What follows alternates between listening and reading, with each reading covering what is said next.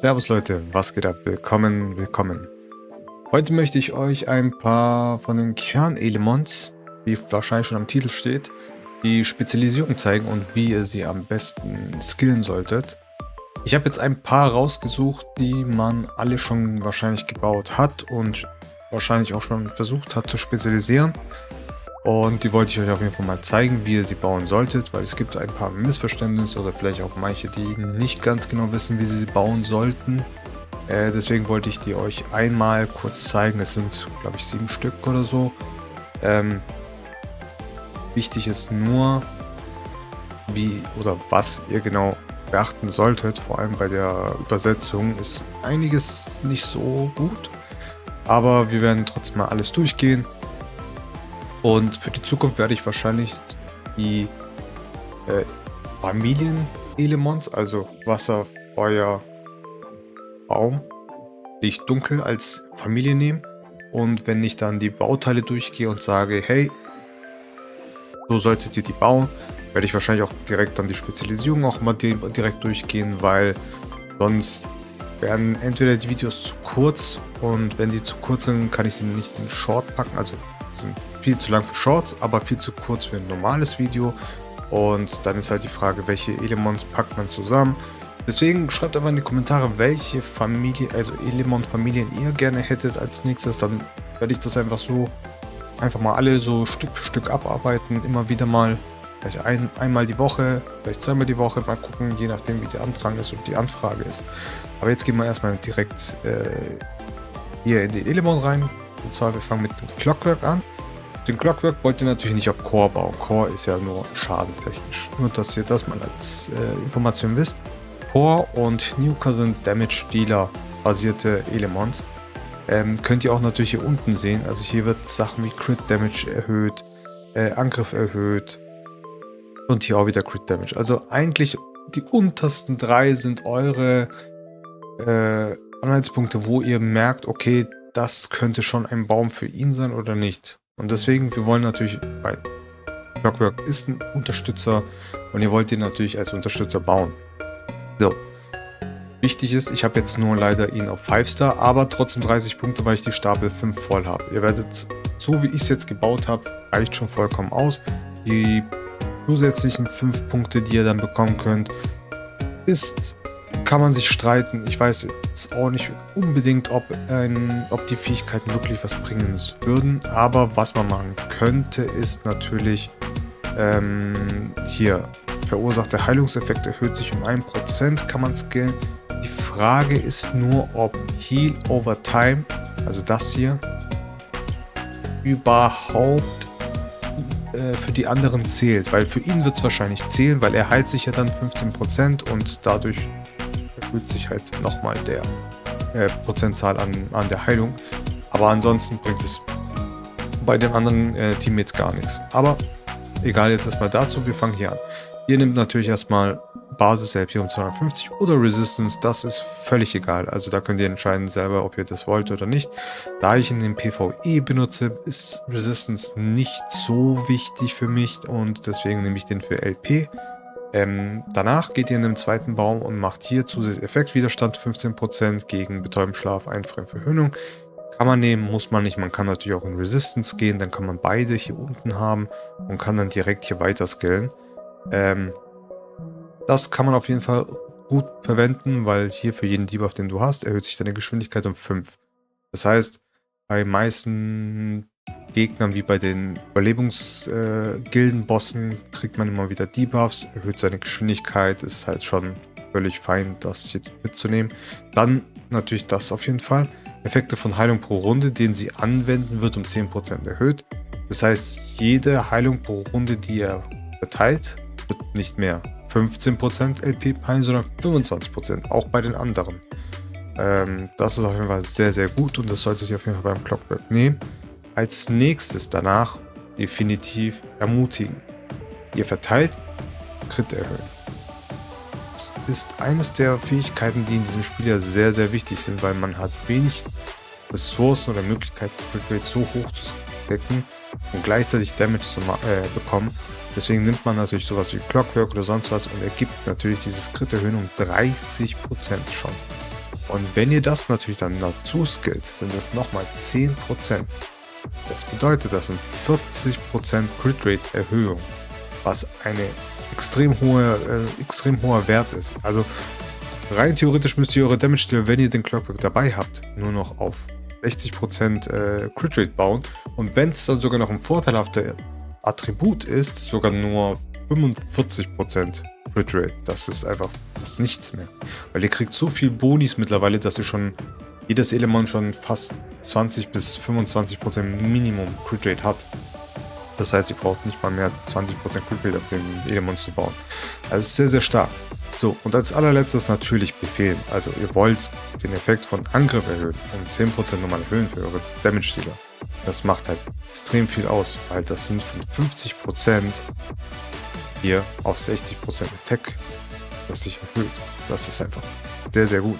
Das hier würde ich nicht nehmen. Das braucht ihr im PvE überhaupt nicht. Es interessiert keinen, also das mit Effektgenauigkeit sowieso nicht, weil ihr verteilt nur einen Debuff. Ja, da. Geschwindigkeitssenken. Ja, okay, aber das ist nicht der Main oder die Hauptaufgabe eines Clockworks vom Feuer. Deswegen, also das hier bitte nicht skillen. Das würde ich nicht machen. Auf gar keinen Fall. So. Und wie gesagt, die restlichen 5 Punkte könnt ihr entweder in Resistance packen. Hier natürlich, dass er sich besser heilt, könnt ihr auch machen.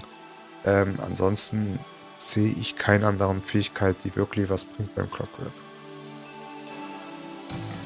Als nächstes kommen wir zum Roboter, also zum Ingenieurfeuer. Der ist eigentlich fast genauso, nur dass der halt mehr auf Heal-Basis geht, weil er ja heilt. Er heilt ja wirklich selber und auch verteilt auch Buffs. Deswegen gehen wir natürlich bei ihm nicht hier in den Bereich hier von Effektwiderstand. Das brauchen wir nicht. Wir gehen jetzt wieder hier entweder in LP oder in Resistance. Das ist euch überlassen. Das könnt ihr machen, wie ihr es wollt. Dann verursacht der Heilungseffekt um 5% erhöhen. Für Verbündete mit TP kleiner oder gleich der Hälfte erhöht sich dann der verursachte Heilungseffekt um 3%. Dann nochmal hier die Heilungsmittel hier beten und dass die aktiven Heilfähigkeiten nochmal erhöht werden um 3% der maximalen TP. Also je mehr HP er hat, desto mehr heilt er. Und dann könnt ihr natürlich auch hier für jeden Debuff, den du hast, erhöht sich deine Geschwindigkeit um 4 auf 4 Punkte gehen. Ich habe jetzt leider keinen Stapel auf ihm. Normalerweise würde ich jetzt dann hier wahrscheinlich die 5 nehmen und dann entweder hier noch was reinpacken für Effektwiderstand oder Resistance direkt hochskillen. Aber dann geht ihr genauso wie bei dem Clockwork auch hier wieder Geschwindigkeit und wieder 10% Geschwindigkeit erhöhen, weil er erhöht ja die Geschwindigkeit. Und dann natürlich als letztes hier noch Angriffs erhöhen, auch nochmal 10%. Das sind auf jeden Fall eure Supporter, die wollt ihr, dass sie natürlich so hoch wie möglich die Buffs stacken. Genau. Als nächstes kommen wir zum Revolverheld Baum. Da gibt es natürlich nur eine Antwort, Nuker. Ihr wollt natürlich Damage machen, deswegen werdet ihr nuken. Disruptor ist nichts dafür, das ist ein CC-Unit-Element, das braucht ihr überhaupt nicht. Hier geht ihr auf jeden Fall direkt in Basisangriff um 20% erhöht, weil LP ist euch egal, Verteidigung ist euch egal, die zwei sind euch... Also könnt machen, wenn ihr die Stapel habt, aber da gibt es Besseres dafür. Als nächstes geht ihr hier in Crit Damage um 5% erhöhen, auch super gut. Dann geht ihr direkt hier in den Duell, beim Angriff auf Feinde mit TP über der Hälfte, erhöht sich der kritische Schaden um 8%. Das ändert sich von voll auf Hälfte. Das ist eure eigene HP. Wenn ihr mehr als die Hälfte der HP habt, macht ihr 8% mehr Crit Damage. Was ziemlich gut ist. Weil ihr werdet immer geheilt, ihr werdet immer irgendwas haben, ihr werdet eigentlich fast immer über der Hälfte eurer HP sein. Deswegen direkt da rein. Und dann als vollständig noch mit rein. Wenn ihre LP größer oder gleich der Hälfte sind, erhöhen sich Angriff und Verteidigung um 15% ihrer Basiswert. Also es ist genau das gleiche nochmal. Das heißt, wenn Hälfte oder mehr ist, kriegt ihr mehr Crit Damage und mehr Attack. Dann geht ihr in Schießen. Wenn du eine Einzelfähigkeit wirkst, erhältst du 10% kritischen Schaden Bonus. So. Wichtig. Viele denken, dass der dritte Skill ein Multi-Hit ist und keine Einzelfähigkeit. Das ist falsch. Das ist ein Einzelfähigkeit. Einzelfähigkeiten. So. Weil man trifft zwar 5 Mal zufällig, aber Flächenschaden oder AOE bedeutet Area of Effect, was so viel übersetzt bedeutet Flächenwirken. Okay, also eine Wirkung auf eine ganze Fläche bedeutet Flächenschaden. Mit einem Angriff mehrere Gegner zu treffen. Das ist zum Beispiel Dr. Evil. Das ist zum Beispiel Bücherwurm. Das ist zum Beispiel wen auch immer ihr nimmt. Also alles, was halt mehrere Gegner gleichzeitig trifft und nicht mit einem Angriff mehrere Gegner hintereinander trifft. Das ist ein Single-Hit. Das heißt, ein einzelner Mehrfachtreffer. Das ist die richtige Definition von Single-Hit und Multi-Hit. Das solltet ihr auf jeden Fall im Kopf haben. Und das hat nichts damit zu tun, dass hier steht einen Feind und hier steht greift Feinde 5-mal zufällig an. Das ist ein Single-Hit als Definition. Wenn natürlich der Entwickler selber sagen würde, okay, wir nehmen das trotzdem als Multi-Hit, das ist natürlich was anderes, aber das müsste dann wirklich drinne stehen. Also es müsste wirklich drin stehen, yo, das ist ein Multi-Hit. Vielleicht, was man die Entwickler vielleicht fragen könnte, ist, dass die vielleicht mit reinschreiben in Klammer, ist ein Einzelhit oder ist ein Multi-Hit, dass man vielleicht unterscheiden kann, yo, okay, dann skill ich da rein. Könnte man nochmal als Anfrage mal an die Entwickler stellen, aber ja. Deswegen, Schießen gehen wir drauf mit Einzelfähigkeiten, 10% Crit Damage. So. Als nächstes geht hier ein Crit-Schaden hier mit Wut nochmal 10%, was halt den Crit Damage schon mal deutlich erhöht. Ich habe jetzt keine Bauteile drauf und bin bei 91%. Obwohl, okay, ich habe hier 24% nachgegeben. Ja. Genau. Und danach, wenn ihr die Stapel noch übrig habt, könnt ihr natürlich sowas wie Grausam, also ich persönlich würde jetzt Grausam nehmen, weil gegen Ziele mit Debuffs erhöhen sich sowohl dein kritischer Schaden als auch deine Effektgenauigkeit um 1%. So, jetzt kommen wir zur Dodo-Reiterin, die ein bisschen speziell ist, weil ich persönlich finde, dass sie nicht so ganz in Core reinpasst. Ich habe jetzt hier ein paar Punkte noch übrig, weil ich will euch zeigen, dass man sie je nachdem bauen kann, wie man Bock hat. Wichtig ist erstmal, man fängt mit Crit Rate an, hier 5%, hilft natürlich. Danach geht man hier vom Bossen erhaltener Schaden um 3% reduziert, ist ziemlich gut auch für die Element-Dungeons. Dann nimmt man hier 2%, kritischer Schaden erhöht sich um 4%, wenn der erste Treffer deine Angriffsfähigkeit einen Feind trifft. Ist schwierig zu deuten, was genau hier gemeint ist, ob einfach sobald man einmal gehittet hat, dass man danach die Crit Damage bekommt, das kann ich nicht genau sagen, ist leider hier blöd übersetzt. Danach nimmt ihr Ausgleichen einfach nur, um weiter runterzukommen. Ihr müsst es natürlich nicht nehmen, weil Angriff erhöhen ist halt nur ein minimaler Schaden-Bonus, den ihr bekommt. Natürlich, wenn das hier besser ist, dann würde ich lieber hier die 5 reingehen als hier. Dann nehmen wir Kaskade. Warum Kaskade? Hier steht, Schaden wird um 5% erhöht für zusätzliche Angriffe des Echo-Sets oder bestimmter Skill-Effekte. Ich glaube, diese bestimmten Skill-Effekte werden unter anderem solche sein, die auch wie hier steht. Füge 40% zusätzlichen Schaden zu, wenn das Ziel immun gegen Betäubung ist. Bedeutet, dass diese 40% einfach um 5% erhöht wird. So deute ich das zumindest. Wenn es nicht so sein sollte, kann man diese 5 Punkte hier rausnehmen und kann die dann auf die anderen verteilen. Hier zum Beispiel noch 3 rein und 2 weitere irgendwo hier unten reinpacken. Dann ist euch überlassen, wie ihr skillen wollt. Denn ihr könnt entweder hier in diesen Bereich reingehen, also hier runtergehen, mit jedem Mal, wenn man Debuff erhält, erhöht man die kritische Schaden. Nächsten Angriff um 15%. Dann kann man hier reingehen, kritischer Schaden erhöht sich um 1% für jeden Buff, den du hast, bis zu 15% dann am Ende. Was man natürlich auch machen kann, man kann auch in diesen Skill-Tree gehen. Oben hier, kritischer Schaden erhöht sich um 1% für jeden Debuff, den das Ziel hat, bis zu 4%, was halt auch sehr gut ist bei Bossen, aber das ist halt ein toter Skill. Wenn dein Angriff einen kritischen Treffer landet, besteht eine Chance von 3% den Effektwiderstand des Gegners zu ignorieren, was hier halt überhaupt nichts bringt. Also deswegen bin ich der Meinung, dass dieser Pfeil hier nichts zu suchen hat. Man sollte vielleicht die Möglichkeit haben, direkt hier rein zu skillen. Vielleicht werden sie es noch ändern, ich werde da auch nochmal mein Feedback dazu geben.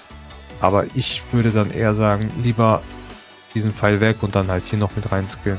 Ansonsten könnt ihr auch diese 5 Punkte nehmen, die ihr dann später durch die Stapel habt, hier noch 3% reinpacken, dann das auf 5% habt und dann die restlichen 2% könnt ihr von mir aus hier einen Basisangriff noch 2 reinpacken. Oder wenn ihr vorteilhaften Attribut habt, wenn ihr die zum Beispiel für Anonymous benutzt, dann natürlich lieber in vorteilhaften Attribut reingehen. Ja, so in der Art. So, dann kommen wir zur Schweinsmeisterin in Licht. Wasser und Feuer wird fast ähnlich sein. Ich habe die jetzt bewusst hier nicht mit reingepackt, weil ich werde die, denke ich mal, als einzelne nochmal komplett als Gruppe nehmen. Dann werdet ihr die nochmal alle Skills sehen. Aber hier würde ich auf jeden Fall auch entweder Resistance oder HP gehen. Das ist euch überlassen, wie ihr das handhabt. Dann natürlich wollt ihr hier erstmal die verursachte Heilungseffekte um 5% erhöhen. Hier verbindet P klein oder gleich nochmal. Also genau wie beim Ingenieur, die 3. Die sind natürlich am besten für euch. Dann natürlich geistig Anfangs-EP der Wiederbelebungsfähigkeiten um 12% erhöht. Könnt ihr auf 5 skillen. Ich habe hier in dem Fall nur 4 reingepackt, weil es, glaube ich, nicht anders ging. Sonst kam ich nicht hier runter. Ja. Wir wollen das Angriff erhöhen haben. Das hier müssen wir natürlich nehmen. Können natürlich aber auch eins rausnehmen und hier reinpacken. Würde sogar mehr Sinn machen. Ja. Eine, die auch nicht so ganz in ihre Bäume reinpasst, ist die Krankenschwester. Ich habe jetzt diesen Baum genommen. Es ist einfach nur das kleinste Übel, würde ich mal sagen. Die Aktiva fand ich jetzt, passt halt fast gar nicht so gut rein. In Disruptor passt sie so einigermaßen rein, weil es halt sehr viel mit Accuracy zu tun hat. Hier 5% nochmal. Da könnt ihr LP nochmal erhöhen. Die 3 Skills hier bringen euch gar nichts. Dann könnt ihr hier nochmal die Accuracy von Einzelskill-Aktiv-Skills erhöhen um 10%. Genauso wieder wie beim Ganzlinger. Der letzte Skill ist ein Single. Multi-Hit bedeutet kein AOE. Deswegen zählt auch das. Danach geht ihr in Schlau rein. Effektwiderstand des Gegners wird mindestens um 10% ignoriert.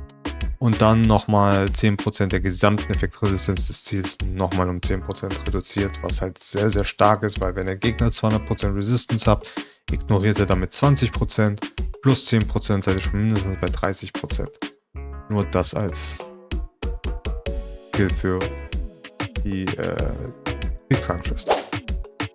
Das soll es auf jeden Fall mit dem Video gewesen sein. Ich hoffe, ich konnte einem oder dem anderen helfen bei den Skills, um besser zu skillen.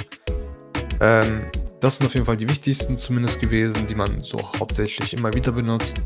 Den Rest von den Elements werde ich, wie gesagt, in Videos wieder kategorisieren mit Familienelements, so Wasser, Feuer, Baum, Licht, Dunkel. Und werde dann auch nochmal die Spezialisierung durchgehen. Wie ich schon erwähnt hatte, schreibt einfach in die Kommentare rein, welche Elements ihr am liebsten als Familienbaum haben wollt, also Familiengruppe haben wollt. Und dann gehen wir die nach und nach durch die Videos durch. Dann danke ich euch fürs Zusehen. Einen schönen Tag noch. Lasst einen Daumen, ein Like da, Follow da. Und wir sehen uns im nächsten Video. Bis dann.